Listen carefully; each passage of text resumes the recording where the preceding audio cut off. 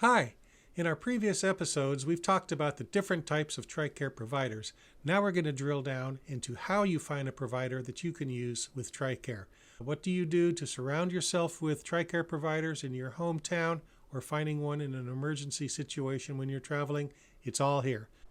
Your TRICARE plan works worldwide. For years, we've been helping military families understand how. Whether you are an active duty family, retiree, reservist, whether you live in the USA or abroad, we'll explain how to use TRICARE around the world.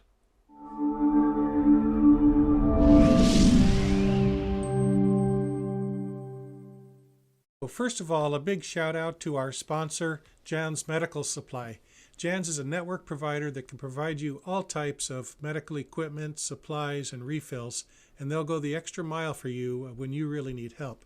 Jan's has retail stores at over 30 different military bases worldwide, and you can find their online store at jansmedicalsupply.com. The issue of finding a provider under TRICARE really gets to the heart of the matter for a lot of our group members. They find it sometimes confusing or difficult, and this sometimes steers them away from even trying to use their TRICARE benefits. It doesn't have to be this hard. First of all, everything in this video is covered in my book, TRICARE Around the World. We drill down into even greater detail. We provide links to the official websites about this. We provide phone numbers and cross-references. So you can find our book on Amazon, either in paperback form or as a Kindle ebook that you can download, or take a look on Apple Books, and it's available right there. So starting out first now with active duty members. Active duty always will be enrolled either in Prime or Prime Remote. And in both of these plans, you will have a PCM or a primary care manager. We talked about this in our earlier episode about the types of TRICARE providers. The PCM is the person you will consult with for all your medical needs, except for genuine emergencies. Start with them, and if they're not able to treat you, they will give you the referral you need for specialty care. So for active duty, for routine care, always start with your PCM. Even urgent care, in most situations, you should contact your PCM. Urgent is something a little short of an emergency, but you should be seen within a day or two to prevent your particular condition from escalating and getting worse. In a real bind, you can seek urgent care on the economy, but you should follow up with your PCM as soon as you possibly can. The other resource available to you, and this is for all TRICARE beneficiaries, not just active duty, it is the MHS Nurse Advice Line. MHS is the Military Health Service, and that's the parent organization of TRICARE. So the MHS Nurse Advice Line is available 24/7 every day of the year, and they know your TRICARE benefits inside and out. You can give them a call, you can do video chat or text chat anywhere around the world on a smartphone or on a computer, or just pick up the phone and call them. Explain your situation, and they can steer you towards the nearest resource available to you. They understand your benefits. If you're active duty, you tell them that, and they'll help get you connected with the care that you need. It's a really, really great service that I've used before. For active duty, you really should remain within the MTF system if you can, but in an emergency, don't delay. Get emergency care. You can go to any hospital, any emergency room, and let your PCM know as soon as you can, but take care of your emergency, get yourself stabilized, and then follow up later. TRICARE might be able to coordinate directly with civilian providers to pay the bill, but if this proves impossible, you pay it yourself, keep all your receipts, keep the medical report, and then turn in a claim. So that's pretty much it for active duty. It's fairly straightforward. We're going to talk next about everybody else, and what do you do when you move to a new town? This is actually moving, not like travel, okay? So you move to a new town, you're getting yourself settled in, you're going to pick up the phone, call your regional contractor, give them your new address, and talk through your options. So if you are in Prime, or you want to be in Prime in your new location, work with them and they will find a PCM for you, the primary care manager. So generally, they should only enroll you in TRICARE Prime if you are residing inside a Prime Service Area, or PSA. And this is more or less centered geographically around an MTF, probably an hour's drive or less. Then you can be in Prime and they'll get you set up. If you're not in a PSA, you have other options. Active duty family members can choose Prime Remote if they're co-located with their sponsor. And then anybody, including active duty family members and all others, could choose to be in TRICARE Select. So these give you more flexibility geographically. So if you are in Prime, they will assign you a PCM. It should be less than an hour's drive. We have seen situations where people are on our Facebook group chatting about it and their PCM is like 2 hours away. That should never happen. So if you're that far away, then look at either Prime Remote if you are an active duty family member, or Select. So, okay, let's say that you're in Prime and you get yourself all set up with a PCM. That's where you're going to go for your routine care, and the PCM will make referrals. If there are not too many network providers in your area, the PCM can give you referrals to non-network providers, and when they do that, you're only going to be charged the network price because you have a referral. Now, what you want to avoid is seeing non-network providers or any kind of routine care under Prime without a referral. This is called the point of service option under Prime. It's prohibitively expensive, and we talked about it in our episode about the different types of TRICARE providers. So if you missed that, back up to the other episode and take a look at that and why we don't recommend that you use the point of service option under TRICARE Prime. Okay, continuing with the scenario of TRICARE Prime, what do you do then in the case of an emergency or urgent care? In this case, for non-active duty, there is no obligation to go to your PCM first. For emergency care, you're bleeding, you got a broken bone, a fever of 101 for an extended period, just get yourself to an emergency room and they'll take care of you. If you happen to know of a network ER nearby, it's that much simpler. You won't have to do a claim and they will bill TRICARE directly. But you can go to any authorized ER and you'll be taken care of, and you'll be able to submit a claim to TRICARE if they are not in network. Pretty much the same for urgent care. This is a lesser standard of emergency. So you have an insect bite that's gotten infected, which I did one time, sprained ankle, something like that. Go to urgent care. Again, there are network and non-network in either case, and they'll take care of you. TRICARE does encourage family members to try to go to an MTF if they can, but there's no obligation to do so. So now let's talk about what do you do. You're moving to a new hometown and you're in Select or any of the other non-Prime plans. I'm going to share my own personal experience of what I did in this case and how it's worked out for me. Once you get settled into a new home, you got your furniture in place. Don't wait till your boxes are unpacked, because I know some of you guys take 3 years to unpack, if ever. So you get yourself settled in and then look around for what are the nearest full-service hospitals near you and go and visit them and see, are they in network for TRICARE? Make sure you specify your plan, because again, in the previous episode, I have a little segment where I say network does not always mean network. So view our episode on the different types of providers and you can understand what I mean by that. Under Select, you won't have a primary care manager per se, but you might want to assign yourself a family doctor and someone that you go to routinely who gets to know you and maintains your medical records and kind of gives you a consistency of care. And once you do that, you're kind of locked into the system. If they are network, they will pretty much refer you to network providers all the time. Under Select and the non-Prime plans, TRICARE doesn't require referrals for specialty care, but the specialists themselves very likely would want a referral from a general practitioner. Like, you can't just walk into medical imaging and say, I want a chest x-ray. They're going to say, who are you?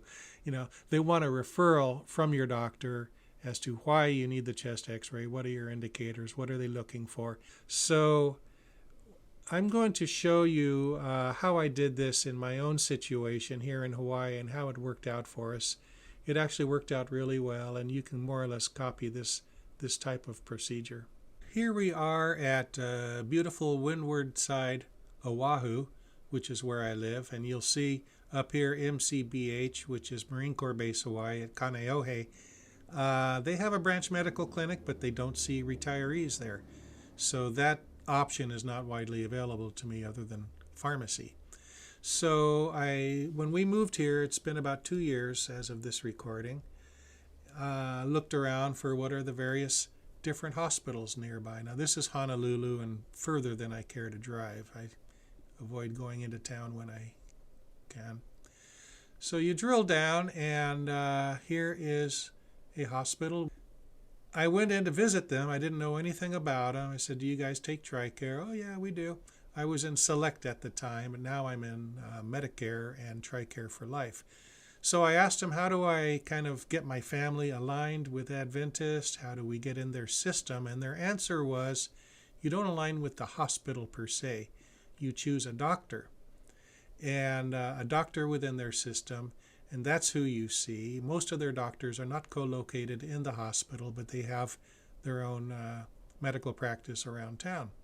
So you go to their website. Now, not every hospital will work this way, and I'm talking within the U.S. only. I'll turn to the overseas a bit later.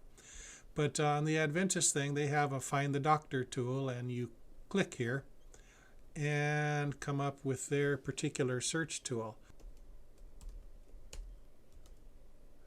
And within my zip code, let's see what comes up. Well, great. If you can see this, they have 45 providers near me. Not so bad. But they provide filters to narrow it down. First of all, who's accepting new patients? That's helpful. So now we're down to 37. Who is seeing older adults? And I click there. Boy, that narrowed it down, because now we're down to 2.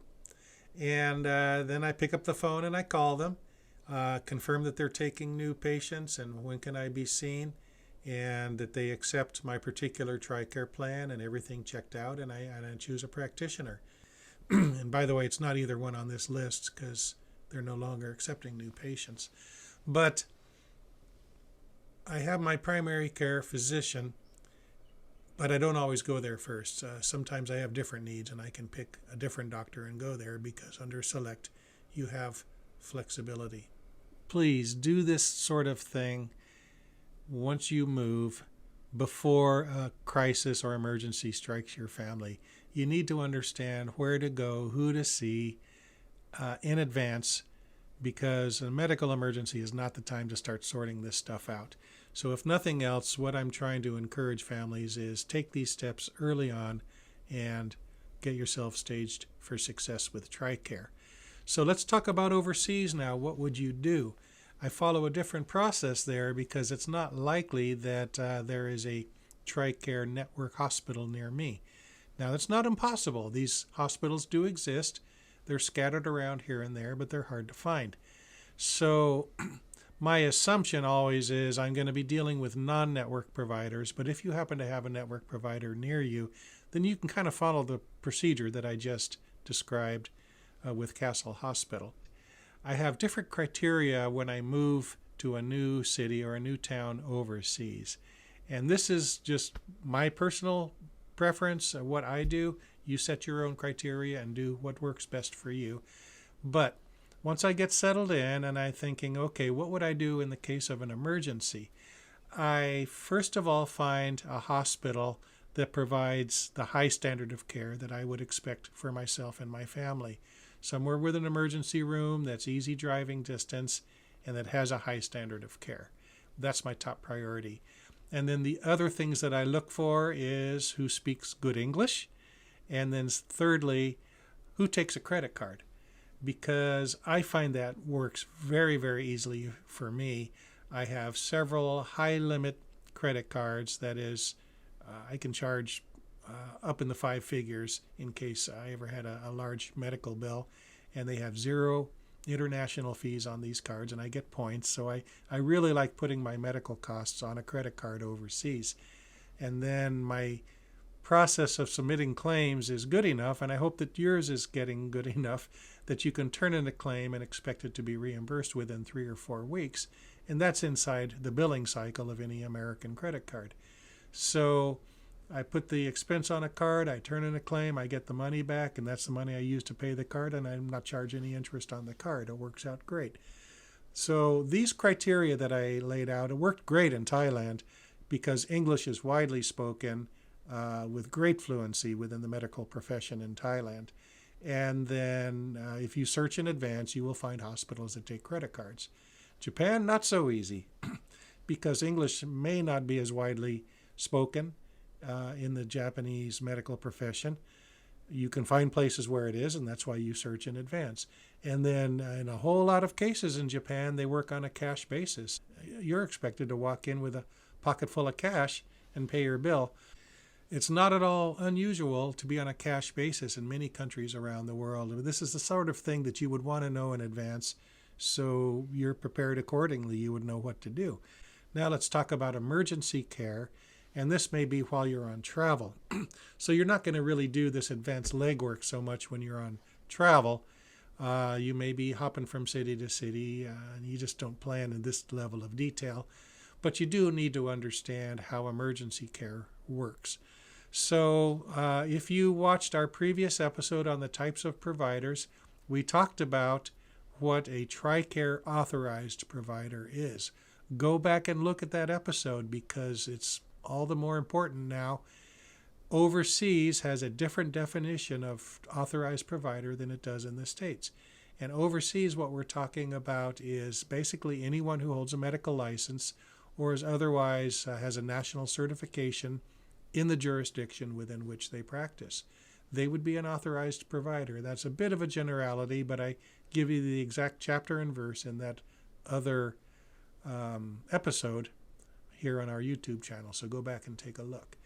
So basically what it means is overseas you can just go to any ER and pay the bill and go.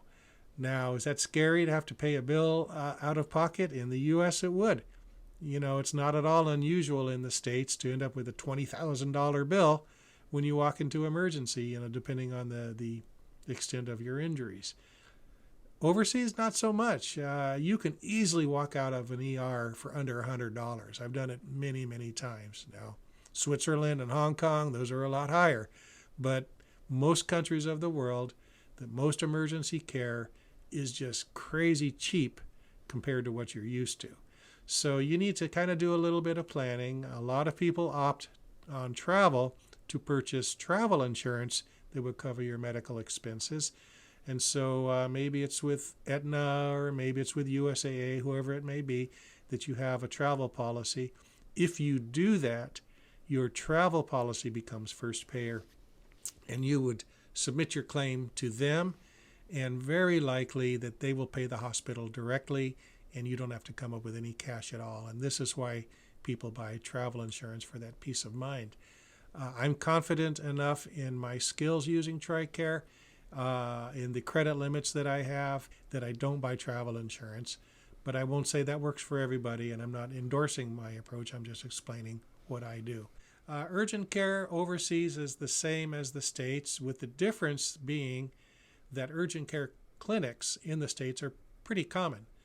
Overseas, probably not so much. That urgent care is more or less built into their other medical services, such as ER and so forth. If you're not clear and your particular situation qualifies for emergency care or urgent care, you're not clear on who to see, then what I strongly recommend to you is to contact the MHS Nurse Advice Line. I'm putting the website down below, but through your phone, through a computer, you can chat or call them, and they will assess your situation. These are actual nurses, and they can give medical advice, unlike your regional contractor. So the nurse advice line is a great service and something that you should be familiar with. So the last thing that I haven't talked about, and I'll get into it now, that the TRICARE website itself and all of the regional websites offer a search tool, a find a provider tool that can find providers for you. Sadly, I have found these search tools to be deficient in a lot of ways. There's two types of deficiencies. One is you search and they say there's no network provider near you, and yet maybe there is. The search tool didn't find it. Or they might say that so-and-so is a network provider. You can go there, and then you do that. You turn in your claim and then find out, oh, they weren't a network provider all along. Now you have a 25% copayment, and maybe you have to pay the entire bill up front and turn in a claim. You can use the search tool, try it out, but as they say, you can trust but verify. Whatever results you get, call around, ask, work within your local expat community if you're overseas. These deficiencies, by the way, are true both in the States and overseas. You cannot rely entirely on the results that you get, but they give you a lead. They'll tell you someone, you call them and work it through. You call the MHS nurse advice line, give them the name of that provider, and they can tell you if they're a network or not, or at least if they're authorized or not. So those are the options available to you. To use the search tool, you just open up tricare.mil, and at the very top it says find a provider. You click that and just start answering the questions, which plan you're in, which city or zip code you're in. It may redirect you in the course of that search from the tricare.mil website. It may kick you over to TRICARE West or TRICARE East or TRICARE Overseas, and then your search starts all over again. Don't assume that someone is network or even authorized, even though you see it on that search page. And visiting a non-authorized provider, that's a problem, because if they're not authorized, you turn in the claim, it would be rejected in its entirety, and none of it would be honored, and none of it would be refunded to you. So that's the nature of the search page. Okay, well, this was kind of a quick and dirty overview, all types of situations, all types of users. I hope I've touched on areas that are relevant to you. Get our book, TRICARE Around the World. It's not as frantically paced as this YouTube video is. You can slow down and highlight, and we provide all the links and references in the book itself. And if you get the ebook, those are hot links that you can just tap within the ebook. It'll take you right to the actual website, and you can work from there. So it's very handy to have with you all the time. So we hope you found this useful. Join our Facebook group, jump in and ask questions. We look forward to your participation, and thank you for watching this today. Bye-bye.